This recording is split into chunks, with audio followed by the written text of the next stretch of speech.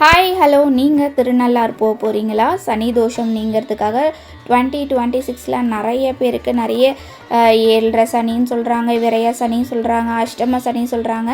நிறைய சனி தோஷங்கள் இருக்குன்றதால நம்ம திருநள்ளாறு போகிறவங்களுக்கு ஒரு யூஸ்ஃபுல்லாக இருக்கக்கூடிய ஒரு அழகான ஒரு vlog தான் இன்றைக்கி நீங்கள் பார்க்க போகிறீங்க.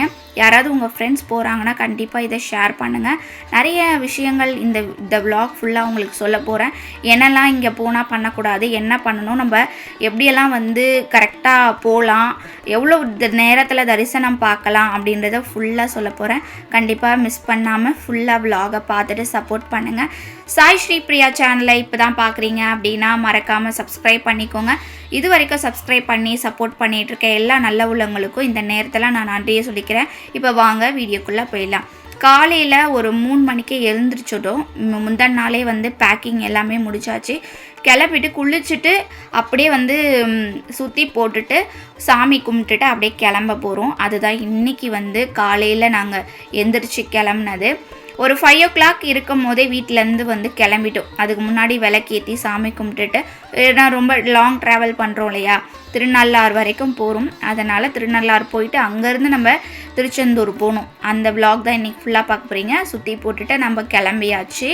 போகிற வழியில் கணபதி விலாஸ் ரொம்ப எங்களோட ஃபேவரட்டான ஒரு பிரேக்ஃபாஸ்ட்டு அங்கே சாப்பிட்டுட்டு எல்லாருமே ரொம்ப விருப்பப்பட்டு சாப்பிட்டோம். தோசை, பொங்கல், அந்த மாதிரி பூரி, குழந்தைங்களுக்காக பூரிலாம் கேட்டிருந்தாங்க. வாங்கி சாப்பிட்டுட்டு அங்கேருந்து கிளம்போது மழைங்க, செம மழை.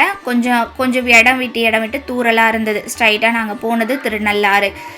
ஒரு 5 மணி நேரம் 6 மணி நேரம் ட்ராவலில் திருநள்ளாறு ரீச் பண்ணிட்டோம். நாங்கள் எத்தனை மணிக்கு ரீச் பண்ணோம் அப்படின்னா ஒரு 11 o'clock. நாங்கள் யோசிச்சுட்டே போயிருந்தோம் 12 மணிக்கு நட க்ளோஸ் ஆகிடும் அப்படின்ட்டு. ஆனால் அன்னைக்கு சனிக்கிழமைன்றதால க்ளோஸ் பண்ணலை. ஃபுல் டே நட திறந்துதான் இருந்தது. நிறைய பக்தர்கள் சனிக்கிழமைன்றதால சனி பகவானை தரிசிக்கிறதுக்காக வந்திருந்தாங்க. இந்த குளம் போகிற வழியிலே கார் பார்க்கிங் விட்டுட்டு போகும்போது இந்த குளம் தான் இருந்தது. நாங்கள் நினச்சிட்டோம் இந்த குளத்தில் தான் நம்ம கால் அலம்பிட்டு தீர்த்தவாரி பண்ணிட்டு போகணும் அப்படின்ட்டு. ஆனால் அங்கே இருக்கிறவங்க கூட யாருமே சொல்லலை அதில் பண்ணக்கூடாது அப்படின்னு சொல்லிட்டு. இது தீர்த்த குளம் கிடையாதுன்னு யாருமே சொல்ல. இது சடங்கு பண்ணுவாங்க இல்லையா, இறந்தவங்களுக்கு இங்கே சடங்கு பண்ணுவாங்க இல்லையா, அவங்களுக்காக இந்த குளம். நாங்கள் பண்ண தப்ப நீங்களுமே பண்ணக்கூடாது. தெரியாமல் நாங்கள் இங்கே போய் இறங்கிட்டோம்.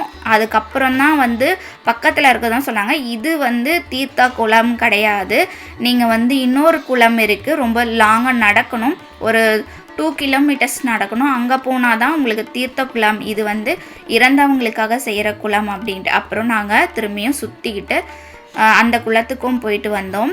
இதுதான் என்ட்ரன்ஸ். இது வழியாக போயிட்டு தான் அதுக்கப்புறம் நம்ம பொது தரிசனத்தில் போக முடியும். இது போனதுமே 100 ரூபாய் தரிசனம் தான். இந்த ஸ்ட்ரைட்டாக உள்ள கோவில் உள்ள போகிற மாதிரி கொடுத்துருக்காங்க. பொது தரிசனம்க்கு ரொம்ப தூரமாக தான் இருக்குது, நடந்து தான் போகிற மாதிரி இருக்கும். நாங்கள் 100 ரூபாய் டிக்கெட் ரொம்ப காலியாக தான் இருந்தது. இங்கே பார்த்திங்கன்னா வேஷ்டி, டவுசர் அந்த மாதிரிலாம் கொண்டு போகக்கூடாது சொல்லியிருக்காங்க. அதே மாதிரி 12 மணிக்கு அன்னதானமும் சொல்லியிருக்காங்க. அன்னதானம் 12 மணிக்கு ஸ்டார்ட் ஆகி ஒரு 2 மணி வரைக்கும் கொடுப்பாங்கன்னு நினைக்கிறேன். ரொம்ப கூட்டமாக தான் இருந்தது. நிறைய சனீஸ்வரன் கோவில் அப்படின்னும்போது அது சம்மந்தப்பட்ட எல்லாமே அங்கே வச்சுருந்தாங்க. பிரசாதமாக லட்டு வெரைட்டிஸ் எல்லாமே நல்லா வச்சுருந்தாங்க. நான் பார்த்து வியந்த விஷயம் என்ன அப்படின்னு பார்த்தீங்கன்னா, இந்த எருக்கம் மரத்தாலான சிற்பிகள் அழகாக செதுக்கி வச்சுருந்தாங்க. பிள்ளையார், அப்புறம் முருகர், அப்புறம் வீட்டு வாசலில் மாட்டுறதுக்காக அந்த ஒரு கட்டை மாதிரியை செதுக்கி வச்சுருந்தாங்க.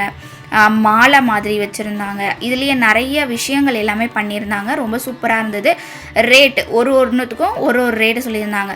முக்கியமாக இன்னொன்றும் பார்த்தங்க, இந்த மாதிரி சாம்பிராணி, நிறைய விதமான டைப் ஆஃப் சாம்பிராணி, ஓமம் வளர்த்துறதுக்கு, வீட்டில் குபேர சாம்பிராணி அப்படின்ட்டு நிறைய சாம்பிராணி வெரைட்டிஸும் இருந்தது. அதே மாதிரி இந்த சனீஸ்வரன் கோவிலுக்கு போனீங்கன்னா தேங்காய் உடைக்காமல் வரக்கூடாதுன்னு சொல்லியிருக்காங்க. அதுக்காக ஒரு தேங்காய் உடைக்கிறதுக்குனே ஒரு இடம் இருக்குது. தேங்காய் வாங்கி நம்மளை 3 சுற்று சுற்றிட்டு தலையை சுற்றி அங்கே உடைச்சிட்டு வரணுமா. நிறைய பேர் கடைகளும் நிறைய பேர் வாங்கிட்டு இருந்தாங்க. நாங்கள் வாங்கலை. நாங்கள் இதுதான் தீர்த்த குளம். இதுதான் ரொம்ப தூரம் நடந்து இங்கே தான் தீர்த்த குளம் ஆடிட்டு அதுக்கப்புறம் பிள்ளையாரை பார்த்துட்டு தான் நம்ம சனீஸ்வர பகவானை பார்க்குறதுக்கு நடந்து போகணும். எவ்வளோ பெருசாக இருக்குது பாருங்கள். இதுதான் தீர்த்த குளம். யாராவதுக்கு தெரியலன்னா இந்த வீடியோ பார்த்துட்டு தெரிஞ்சுக்கிட்டு போங்க. ரொம்ப சூப்பராக இருந்தது, க்ளீனாக இருந்தது. தண்ணி எல்லாமே க்ளீனாகவும் பண்ணி வச்சுருந்தாங்க. மக்கள் வந்து என்ன பண்ணிட்டாங்க அப்படின்னா அங்கங்கே துணியை போட்டுட்டு போயிட்டாங்க. அதுதான் வந்து கொஞ்சம் கிளம்ஸியாக இருந்தது. அந்த சீயக்காலாம் போட்டு குளிக்கிறாங்க. அங்கே வந்து எண்ணெய் நல்லெண்ணெய் வச்சு சீயக்காவும் விற்கிறாங்க. தீர்த்தம் இந்த சனி தோஷம் இருக்குது. 2026 நிறைய பேருக்கு தோஷம், விரய சனி, அஷ்டம சனி, அந்த மாதிரி நிறைய சனி பயிற்சிலாம் நடக்கும் போது இங்கே வந்து இங்கே வந்து போகிறது ரொம்ப ரொம்ப நல்லது. சனி தோஷம் நீங்கும் அப்படின்ட்டு சொல்லுவாங்க.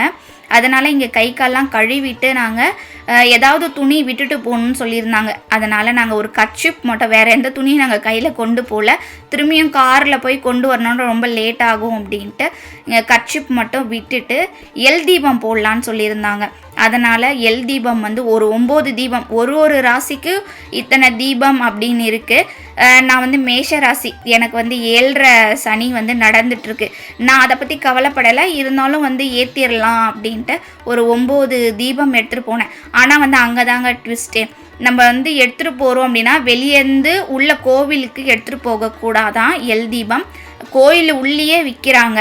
அது எங்களுக்கு தெரியாது. நாங்களும் இதான் ஃபஸ்ட் டைம், நான் திருநள்ளாறு வர்றது ஃபஸ்ட் டைம். வெளியே இருந்து யாருமே எல் தீபமாக உள்ளே கொண்டு போகாதீங்க. அங்கேயே வந்து என்ட்ரன்ஸ்லேயே, பொது தரிசனம் என்ட்ரன்ஸ்லேயே ஒரு வாட்ச்மேன் உட்காந்துருக்காங்க. அவங்க வந்து வாங்கி வச்சுக்கிறாங்க.